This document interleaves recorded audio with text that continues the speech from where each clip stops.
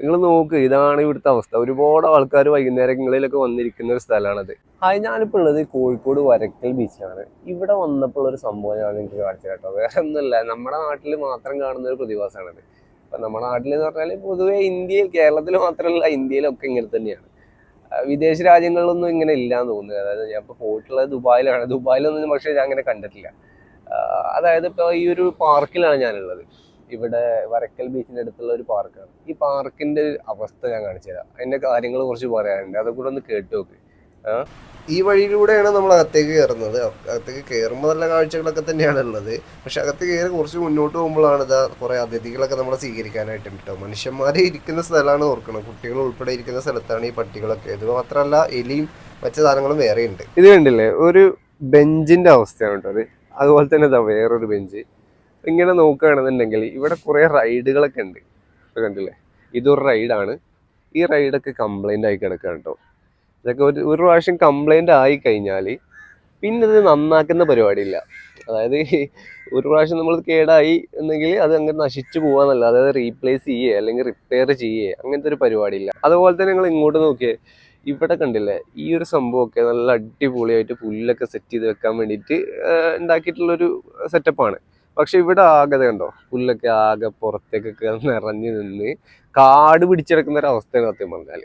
ഇതൊക്കെ അടിപൊളിയാക്കിയിട്ട് സെറ്റ് ചെയ്തിട്ടുണ്ട് ഇവിടെ. അതിലെ പരിപാടികളും സംഭവങ്ങളൊക്കെ ഒരു കറക്റ്റ് ഒരു ഫുട് പാത്തൊക്കെ സെറ്റ് ചെയ്ത് അതിൻ്റെ ഇടയിൽ കൂടെ ഈ സംഭവമൊക്കെ വെച്ചിട്ട് അടിപൊളിയാക്കിയിട്ട് സെറ്റ് ചെയ്തിട്ടുണ്ട്. പക്ഷേ അവസ്ഥ എന്താണെന്ന് വെച്ചാൽ ഇതാണ്, കണ്ടില്ലേ, കാട് മൂടി, മരമൊക്കെ വലിയ വലിയ മരങ്ങളൊക്കെ വന്ന് അതൊക്കെ ഉണങ്ങിപ്പോയി.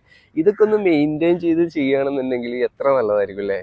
നല്ല വൃത്തിയായിട്ട് ആൾക്കാർക്ക് കാണുമ്പോൾ തന്നെ ഒരു ഇമ്പ്രഷൻ ഉണ്ടാവും. ഇപ്പം ഞാനിപ്പോൾ ദുബായിലൊക്കെ പോയിട്ടുള്ളതാണ്. അപ്പോൾ ദുബായിലൊക്കെ അവസ്ഥ എന്ന് പറഞ്ഞാൽ ഇങ്ങനത്തെ പാർക്കുകൾ, ഇപ്പോൾ ചെറിയ പാർക്കായിക്കോട്ടെ വലിയ പാർക്കായിക്കോട്ടെ, നല്ല അടിപൊളിയായിട്ട് സെറ്റ് ചെയ്ത് വെച്ചിട്ടുണ്ടാവും. ഇങ്ങനൊന്നല്ല ഉണ്ടാവുക. അതായത് അത് വൃത്തിയാക്കി. ഇപ്പോൾ ഇവിടത്തേക്ക് അവസ്ഥ കണ്ടോ. ഇതാണ്, ഞാൻ മറ്റൊരു സംഭവം കാണിച്ചു തരാം.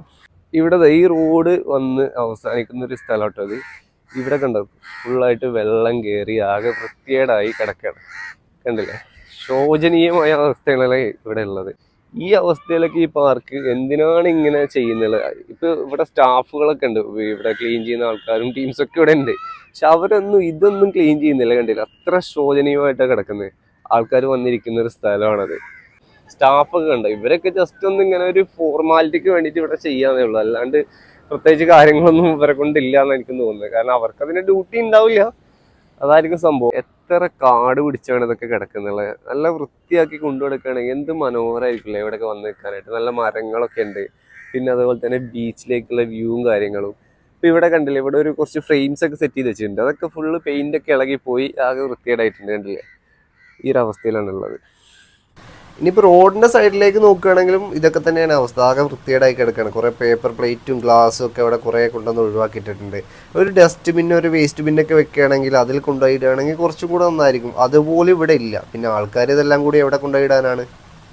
അപ്പോൾ നിങ്ങൾ കണ്ടില്ലേ, ഇതാണ് ഇവിടുത്തെ ഒരു അവസ്ഥ. എന്തുകൊണ്ടാണ് ഇവിടെ ഇവിടുത്തെ ഗവൺമെൻറ്റോ അല്ലെങ്കിൽ പിന്നെ അതുമായി ബന്ധപ്പെട്ടുള്ള ആളുകളോ ഇതൊന്ന് വൃത്തിയാക്കി കൊണ്ടുനടക്കാൻ വേണ്ടിയിട്ട് എന്താണ് അവരൊരു നിയമ നടപടികൾ എടുക്കാത്തത് എന്നുള്ളതാണ് ഞാൻ ആലോചിക്കുന്നത്. ഒരിക്കൽ ഇതൊന്ന് പുതിയൊരു പാർക്ക് ഉണ്ടാക്കി കഴിഞ്ഞു കഴിഞ്ഞാൽ അവരുടെ ഉത്തരവാദിത്തം കഴിഞ്ഞു എന്നുള്ളതാണ് ഇവിടെ കാണുന്നത്. അതായത് നമ്മളിപ്പോൾ ഒരു പാർക്ക് ഉണ്ടാക്കി അത് നല്ല രീതിയിൽ മെയിൻറ്റെയിൻ ചെയ്ത് പോവുകയാണെന്നുണ്ടെങ്കിൽ എത്ര നന്നായിരിക്കും. ഇപ്പോൾ കണ്ടില്ലേ, ഇവിടുത്തെ ഒരു നല്ലൊരു അറ്റ്മോസ്ഫിയറാണ് ഇവിടെ. ഇവിടെ വന്നിരിക്കാനും മറ്റേ ഇവിടെ ബീച്ചുണ്ട്, അതുപോലെ തന്നെ പാർക്കും സെറ്റപ്പുകളൊക്കെ ഉണ്ട്. പക്ഷെ അത് കുട്ടികൾക്ക് കളിക്കാനാണെങ്കിലും നല്ല റൈഡുകളും സംഭവങ്ങളൊക്കെ ഇവിടെ ഉണ്ട്. പക്ഷെ അവസ്ഥ ഇതാണ്, ഒരിക്കലും ഇതൊന്ന് സെറ്റ് ചെയ്ത് കഴിഞ്ഞാൽ പിന്നെ ഇവിടേക്ക് തിരിഞ്ഞു നോക്കില്ല. റൈഡുകൾ മൊത്തം കംപ്ലൈന്റ് കിടക്കുന്നുണ്ട്. അതുപോലെ തന്നെ ഇവിടുത്തെ ആ പുല്ലുകളും മറ്റും സെറ്റ് ചെയ്തൊക്കെ ഭയങ്കര വൃത്തികേടായി കാട് പിടിച്ച് കിടക്കുന്ന ഒരു അവസ്ഥയാണ്. അതുകൊണ്ടാണ് ഞാൻ പറഞ്ഞത്, നമ്മുടെ നാട്ടിൽ മാത്രം കണ്ടുവരുന്ന ഒരു പ്രതിഭാസമാണിത്. വേറെ എവിടെ പോയി കഴിഞ്ഞാൽ ഇപ്പോൾ ദുബായ് പോലത്തെ അല്ലെങ്കിൽ സിംഗപ്പൂർ, മലേഷ്യ പോലുള്ള രാജ്യങ്ങളിലൊക്കെ പോയി കഴിഞ്ഞാൽ അവിടെയൊക്കെ ചെറിയൊരു ഏരിയ ആണെങ്കിൽ പോലും അത്രയും നന്നായിട്ടാണ് അത് മെയിൻറ്റെയിൻ ചെയ്തിട്ടുണ്ടാവുക. ഇവിടെ നമ്മൾ കേരളത്തിലായിക്കോട്ടെ, മൊത്തത്തിൽ ഇന്ത്യയിൽ തന്നെ അവസ്ഥ ഇത് തന്നെയാണ്. അപ്പോൾ ഇതൊന്ന് ആരോട് പറഞ്ഞാൽ അതിനൊക്കെ ഒരു പരിഹാരം ഉണ്ടാവുക എന്നുള്ളതാണ് ഞാൻ ഈ വ്ളോഗിലൂടെ ചോദിക്കുന്നത്.